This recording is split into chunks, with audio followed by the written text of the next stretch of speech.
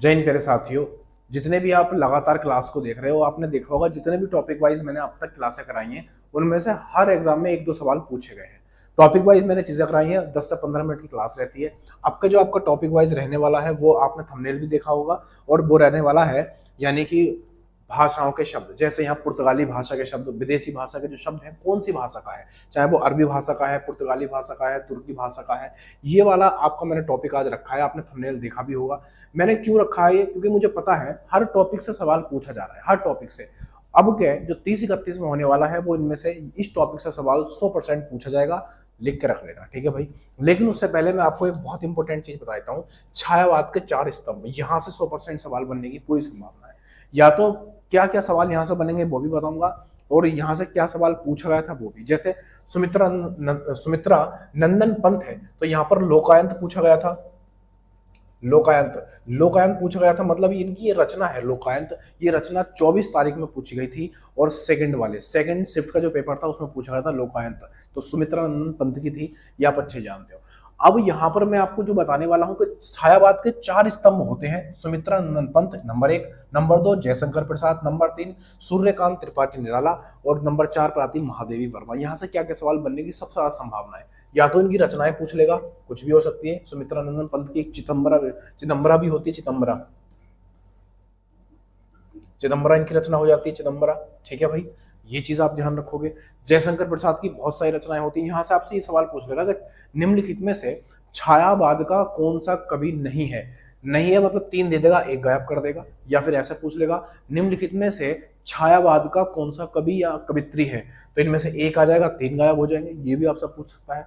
और इनकी रचनाएं आपको 100% याद होनी चाहिए, यहां से ही पूछेगा रचना। जैसे कि ये पूछी थी पिछली बार आपका जयशंकर प्रसाद की तो बहुत रचना है।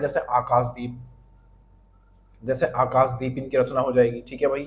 और दूसरा हो जाएगी आंसू।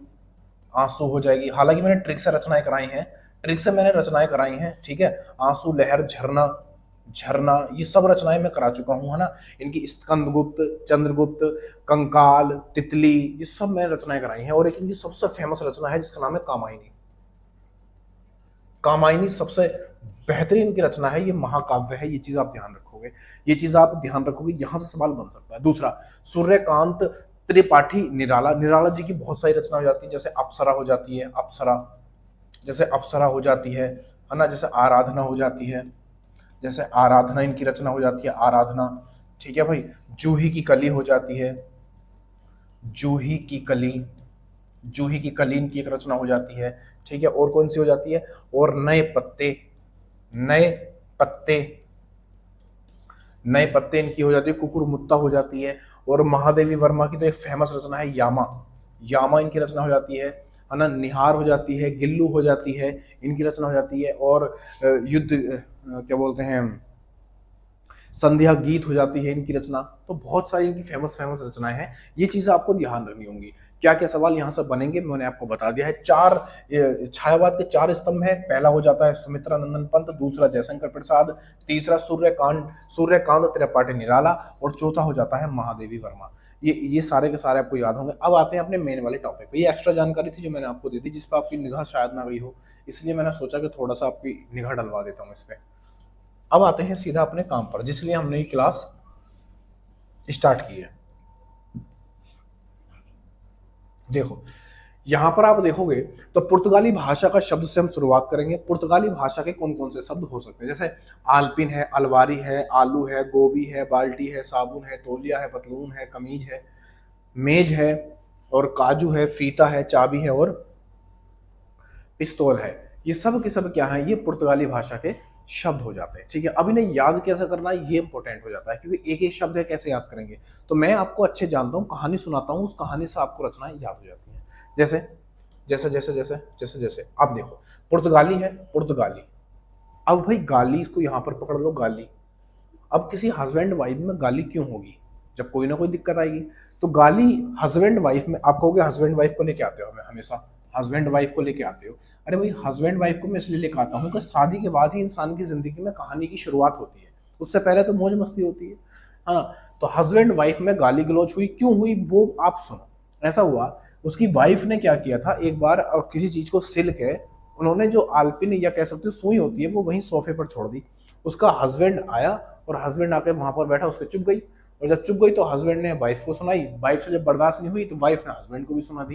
तो दोनों में क्या हुई, गाली गलौच हुई। गाली गलौच का मतलब है पुर्तगाली, गाली गलौच मतलब पुर्तगाली, और पुर्तगाली के जो शब्द है वो यहाँ पर ही नहीं याद करेंगे। अब देखो लड़ाई उन दोनों में क्यों हुई थी गाली गलौच, तो आपको आलपिन की वजह से हुई थी। किस वजह से, आलपिन की वजह से हुई थी दोस्त, आलपिन की वजह से। अब उन्होंने क्या सोचा, यानी उसकी वाइफ ने सोचा यार आलपिन की वजह से इतनी लड़ाई हो गई, क्यों ना मैं इसको अलमारी में रख दूं। बोले हाँ बात तो सही है। तो उसकी वाइफ ने उस आलपिन को कहां पर रख दिया, बोले अलमारी के अंदर रख दिया। अब उसका हस्बैंड ऑफिस जाता है, हर किसी के हस्बैंड ऑफिस काम पे जाते हैं, तो उसका हस्बैंड क्या है ऑफिस में जा रहा था सुबह ही सुबह। तो उसके हस्बैंड ने कहा मैं ऑफिस के लिए रेडी होके आता हूं, तुम इतने क्या करना, आलू और गोभी, आलू और गोभी के पराठे बना के तैयार रखना, मैं नहा के अभी आता हूँ।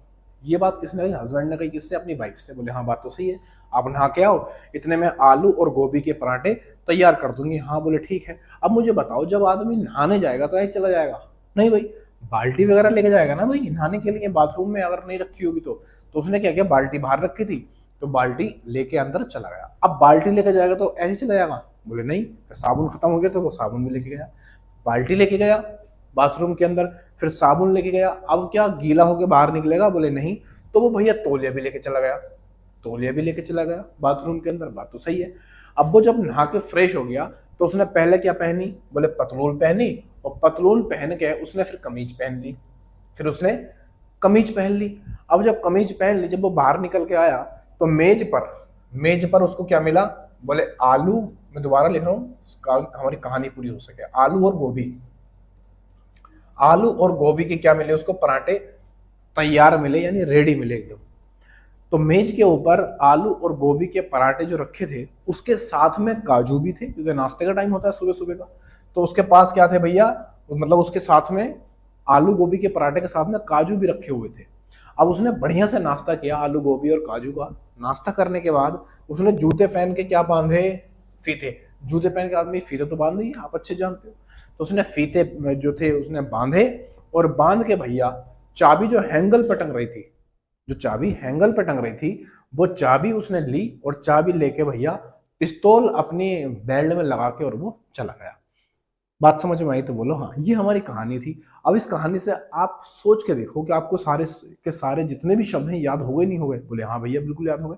हस्बैंड वाइफ थे, उनमें गाली गलोच हो गई थी आलपिन की वजह से, है ना, यानी पुर्तगाली। तो किसकी वजह से हुई थी, आलपिन की वजह से। आलपिन उसने उसकी वाइफ ने कहाँ रख दी, बोले अलमारी में।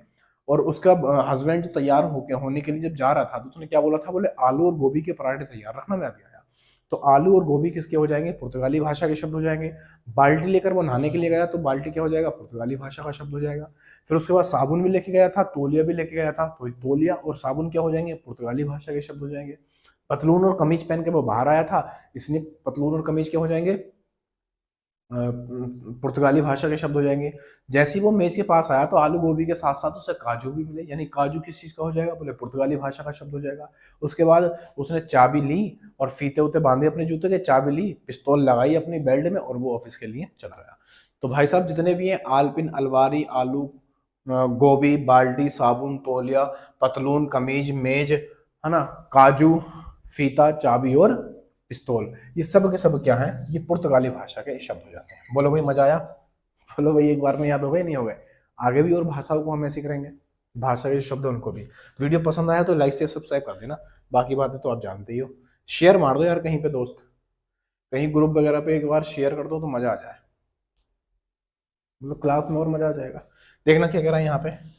अब हम करने वाले हैं तुर्की भाषा के शब्द। अब हम करने वाले हैं तुर्की भाषा के शब्द। तुर्की भाषा के शब्दों में क्या क्या है, तो आप कहोगे यहाँ पर मुगल हो जाता है, कालीन हो जाता है, बहादुर हो जाता है,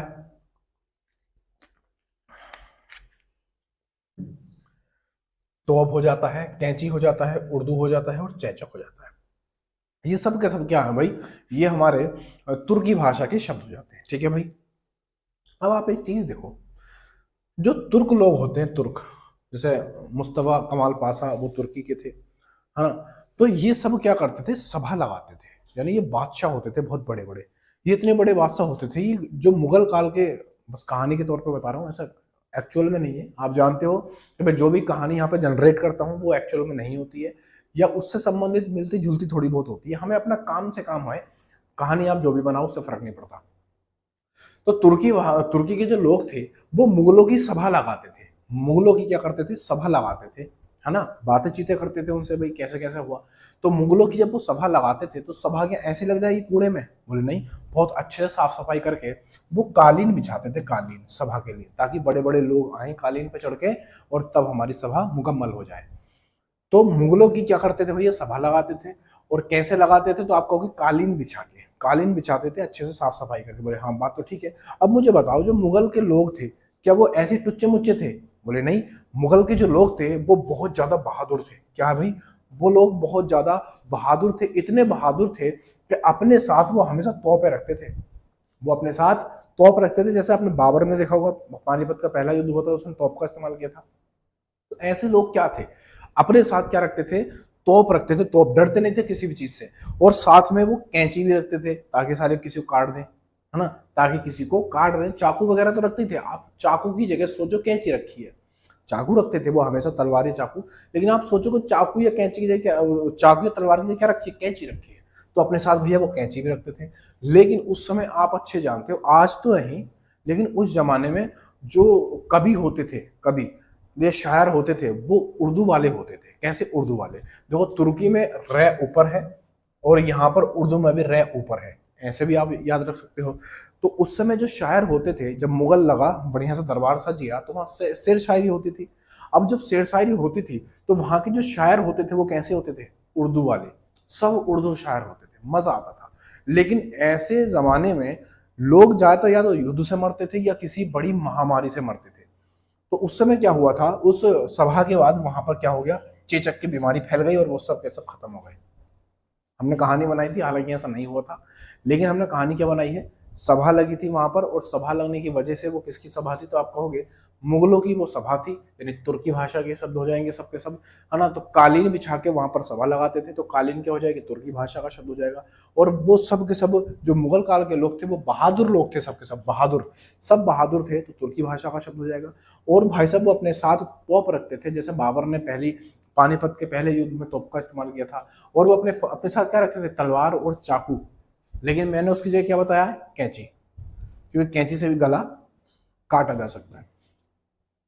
और वहां पर जो शायर, वहां पर जब सभा लगती थी तो शायरी होती थी। और शायर कैसे थे, बोले उर्दू के शायर थे। लेकिन वो मरे कैसे, मरे थे चेचक की वजह से। कैसे मरे, चेचक की वजह से वहां पर एक महामारी फैल गई और इस वजह से वो लोग मर गए। तो ये हमारी एक कहानी थी जो मैंने आपको एक ट्रिब्यूट की। मैंने इसलिए ऐसा करता हूँ ताकि आप टॉपिक वाइज जब चीज़ों को सीखो तो एक ही कहानी में आप बहुत सारी चीज़ें सीख जाओ, है ना। अगर आप बहुत सारी चीज़ें एक ही कहानी में नहीं सीखोगे तो उस कहानी का कोई मतलब नहीं होता। एक कहानी में एक चीज़ बताऊंगा तो आप बोर हो जाओगे, मज़ा नहीं आएगा फिर। ठीक है भाई, अगले पर आते हैं। देखो अब हम करने वाले हैं, देखो अब हम करेंगे यहाँ पर अरबी भाषा के शब्द, अरबी भाषा के शब्द करेंगे। और अरबी भाषा में आप देख रहे हो कौन कौन आ जाते हैं, बोले आदमी आता है, आदमी, अदालत, अक्ल, मुहावरा, कहावत, अदालत, और क्या आएगा भैया, कर्ज। और क्या आ जाएगा, कर्ज आ जाएगा।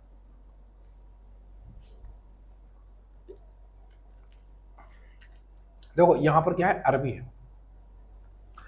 आप अगर थोड़ा सा ध्यान दो तो अरबी में सबसे पहले जो हमें एक अक्षर दिख रहा है, यानी स्वर दिख रहा है, वो कैसा स्वर है, तो आप कहोगे ये एक स्वर है आ, छोटा वाला आ।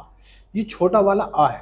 अब ये छोटा वाला आ है, यहां पर भी आ है, यहां पर भी आ है, यहां पर भी आ है, यहां पर भी आ है। ज्यादातर शब्दों में आपको जो आ से यानी अस्वर से शुरुआत हो रही है जिनकी, वो सब कैसे हैं, अरबी भाषा के। हालांकि कहानी सुनाऊंगा लेकिन मैं ट्रिक बता रहा हूँ कि आप कभी फंस जाओ और आपको 2 ऑप्शन में या 3 ऑप्शन में डिसीजन लेना पड़े तो आप ऐसे डिसीजन ले सकते हो। ठीक है भाई, ये तो एक वैसे ही मैंने आपको ट्रिक बता दी, लेकिन कहानी क्या है अपनी, वो ये है, अरबी जो होते हैं वो अरबी लोग आप जानते हो। अब अरबी लोग या अरबी आदमी, जो अरबी आदमी होता है, देखो आदमी चाहे कोई भी हो, अमीर हो या गरीब, उसे समाज में कितनी इज्जत मिलेगी या उसको किस नजरिए से देखा जाएगा, ये डिपेंड करता है किस चीज पर, उसकी आदत पर, उसके बिहेवियर पर, उसकी संगत पर, इन सब चीजों से सामने वाले इंसान को इज्जत मिलती है समाज के अंदर। तो अरबी एक आदमी था, एक आदमी था और उसकी आदत कैसी थी? खराब थी। आप ऐसे समझो, उसकी आदत खराब होने की वजह से, आदत कैसी थी? खराब थी। उसकी अक्ल पे क्या पड़ गया? पत्थर पड़ गया। उसकी अक्ल पे पत्थर पड़ गया। अब उसकी अक्ल पे पत्थर पड़ा ना, तो बातें भी वो हमेशा ऐसी करता था जैसे मुहावरे बोल रहा है। वो बातें कैसी करता था? जैसे कि मुहावरे बोल रहा है। कहते ना यार तुम तो मुहावरे वाली बातें करते हो, समझ में नहीं आता, कुछ सब जंप हो जाता है। तो जो उसकी अक्ल पे पत्थर पड़ा, तो भाई साहब उसकी बातें कैसी हो गई? मुहावरों की तरह हो गई कि एक लगे ना सो लगे। और मुहावरों की तरह तो हुई हुई, बल्कि कहानियां सुनाने लगा, यानी कहावत कहने लगा। वो क्या करने लगा? कहावत बोलने लगा। कैसे बोलने लगा? कहावत बोलने लगा। अब जब कहावत बोलने लगा तो भाई एक बात बताओ, जब तुम्हारी आदतें ही सही नहीं है तो काम तो गलत करोगे। जब काम गलत करोगे तो आपको पकड़ लिया जाएगा, और पकड़ के आपको कहाँ रखा जाएगा? तो आप कहोगे अदालत में पेश किया जाएगा। कहाँ पर? अदालत में पेश किया जाएगा। अब अदालत में क्यों पेश किया गया? इसलिए पेश किया गया क्योंकि भाई आपकी आदत खराब थी। आपने किसी का कर्ज लिया तो उसे वापस ही नहीं करा। जब आपने कर्ज लिया तो आपने वापस ही नहीं किया, और जब वापस नहीं करोगे कर्ज तो फिर अदालत तो जाना ही पड़ेगा। अब मेरी कहानी से आपको पता चला होगा कि आदमी क्या है भैया? अरबी। अरबी एक आदमी था, और वो अरबी आदमी की आदत कैसी थी? खराब थी।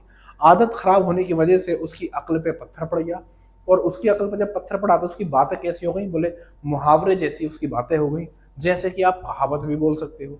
अब जब कहावत और मुहावरे जैसी उसकी बातें हो गई तो भाई जिसका कर्ज तुमने लिया है तो उसे देना भी चाहिए। अब नहीं दोगे तो भाई फंसोगे, तो आपको पुलिस पकड़ कर ले जाएगी। आपको सजा कौन देगी? अदालत देगी। तो अदालत, कर्ज, मुहावरा, कहावत, अक्ल, आदमी, और ये सब के शब्द क्या हो जाएंगे? तो आपको ये सारे के सारे शब्द अरबी भाषा के शब्द हो जाएंगे। ठीक है भाई। तो आदमी था, उसकी जो आदत थी वो खराब थी, अकल पे पत्थर पड़ गया था, और उसकी जो बातें थी वो कहावत और मुहावरों की तरह थी। ठीक है भाई। और इसी वजह से उसने कर्ज लिया, वापस नहीं किया, तो वो अदालत में चला गया। तो ये सब चीजें क्या बनेंगी? ये सारे के सारे शब्द कैसे हैं? अरबी भाषा के शब्द हो जाएंगे। कोई दिक्कत नहीं होनी चाहिए। ठीक है भाई। अगले पर आ जाते हैं।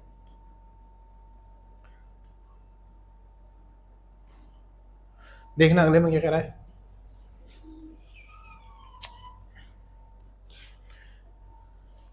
अगले में कहा जा रहा है हमसे, देखो फारसी भाषा के शब्द। फारसी भाषा के शब्द,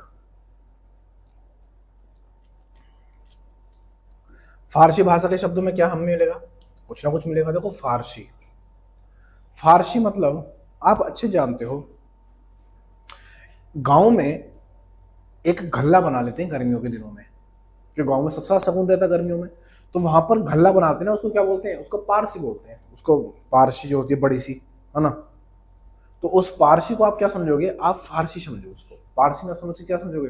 फारसी समझो उसको। फारसी, जिसमें पानी भरा जाता है, समझ रहे हो? सुराई जिसे बोलते हैं आम भाषा में, सुराई। तो वहां पर क्या फारसी रखी थी? पारसी उसको भी बोलते हैं। जो हुक्का होता है ना, हुक्का, हुक्के के नीचे का जो हिस्सा होता है सबसे, जिसमें पानी भरा जाता है, उसको भी हम पारसी बोलते हैं। तो पारसी ना समझ के आप क्या समझो? इसको फारसी समझो। अब एक चीज बताओ, सबसे ज्यादा सुकून कहाँ पर है? तो आप कहोगे देहात में बड़ा आराम मिलता है। गर्मियों के दिनों में आप जब जाओगे तो देहात में सबसे ज्यादा आराम मिलता है। पेड़ के नीचे बैठ जाओ, बगिया में घूम लो, बाग में घूम लो, तो देहात में सबसे ज्यादा आराम मिलता है। बोले बात तो सही है, बात तो सही है, लेकिन वहां पर एक बात होती है। बोले क्या? बोले बात ये होती है कि वहां पर आमदनी कम होती है। आमदनी क्या होती है? कम होती है। कम कैसे? कि वो कृषि करते हैं, यानी खेती किसानी करते हैं, और उसी पे डिपेंड रहते हैं। 6 महीने तक काम करेंगे, 6 महीने के बाद अपनी फसल को तैयार करके उसको बेच के उससे जो पैसा मिलेगा, फिर 6 महीने तक उसको खाएंगे, फिर फसल लगाएंगे, 6 महीने तक उसका इंतजार करेंगे। इस तरीके से काम करते हैं। हालांकि देहात में आराम तो बहुत ज्यादा है, लेकिन वहां पर एक अफसोस वाली बात है। वो क्या? कि आमदनी कम होती है। वहां पर इतना बिजनेस डेवलपमेंट नहीं होता, तो वहां पर आमदनी क्या होती है? कम होती है। और ये जो बात है ना, ये एक अफसोस की बात है। ये एक अफसोस की बात है कि मेहनत करने वाला किसान हमेशा दुविधा में रहता है, परेशान रहता है। तो देहात में आराम सबसे ज्यादा होता है। अफसोस की बात क्या है? अफसोस की बात यह है कि वहां पर आमदनी कम होती है। बात तो सही है, लेकिन गांव के लोग हमेशा हिंदी बोलते हैं। ये आप ध्यान रखना, ये आप देखना, चाहे वो कोई सी भी लैंग्वेज बोले, है ना, लेकिन वो इंग्लिश नहीं बोलते। वो क्या बोलते हैं? गांव के लोग ज्यादातर हिंदी बोलते हैं। 99% लोग हिंदी बोलते हैं। अगर कोई इंग्लिश बोल भी लेता है ना, बाहर का आदमी आके यहाँ पर बोलते, वो भी हिंदी में ज्यादा बोलना कंफर्टेबल समझता है। जैसा देश वैसा वेश। तो गांव के लोग क्या बोलते हैं, बोले हिंदी बोलते हैं, लेकिन वो उलझते जाते हैं। कैसे? जलेबी की तरह। अगर कोई उनके सामने इंग्लिश बोल दे तो वो जलेबी की तरह उलझ जाते हैं। कैसे उलझते हैं? जलेबी की तरह उलझ जाते हैं, लेकिन ऐसे उलझते हैं कि उन्हें गवाही देने वाला भी कोई नहीं मिलता। गवाही देने वाला भी कोई नहीं मिलता। कहते हैं ना, पानी देने वाला कोई नहीं मिलेगा, वैसे गवाही देने वाला कोई नहीं मिलता, यानी कि एक्सप्लेन करने वाला कोई नहीं मिलता। तो इतनी बात मेरी समझ में आ गई होगी, या आपकी समझ में आ गई होगी। फारसी भाषा का शब्द यानी पारसी, और फारसी भाषा के शब्द आप अच्छे जानते हो। देहात में सबसे ज्यादा आराम होता है, यानी देहात क्या हो जाएगा, फारसी भाषा का शब्द हो जाएगा। आराम क्या हो जाएगा, फारसी भाषा का शब्द हो जाएगा। लेकिन वहां पर एक अफसोस की बात होती है कि वहां पर आमदनी कम होती है। तो अफसोस और आमदनी दोनों क्या बनेंगे, फारसी भाषा के शब्द बनेंगे। गांव के अंदर ज्यादातर लोग 99% क्या बोलते हैं, बोले हिंदी बोलते हैं। बात सही है, हिंदी बोलते हैं, तो हिंदी क्या हो जाएगा, फारसी भाषा का शब्द हो जाएगा। वो लोग उलझ जाते हैं। कैसे? जलेबी की तरह उलझ जाते हैं। इतने उलझ जाते हैं कि गवाही देने वाला यानी ट्रांसलेट करने वाला भी कोई नहीं मिलता। ठीक है ना भाई? तो ये हमारे क्या थे, एक ट्रिक थी छोटी सी जो मैंने आपके सामने रखी, ताकि आप एग्जाम हॉल में जब जाओ तो आपको मेरी कहानी कहीं ना कहीं याद आ जाए, या ये शब्द आपको पता चल जाए कि हाँ भैया ने ये सवाल कराया था, या सर जी ने ये सवाल करा, ये हमें ट्रिक बताई थी इसकी, और हमें ये यहाँ पर काम आ गई है। बस इतना ही मेरा कहना है। इस वीडियो को कहीं ना कहीं शेयर कर दो, अपने व्हाट्सएप स्टेटस पर लगा लो, मुझे अच्छा लगेगा। लाइक शेयर करके जरूर जाना। चैनल पर नए हो तो तुरंत सब्सक्राइब कर लेना, ताकि अपनी फैमिली भी बड़ी हो सके। आज के लिए इतना ही रखते हैं, बाकी बातें कल करेंगे नए टॉपिक के साथ। तब तक के लिए जय हिंद, जय भारत।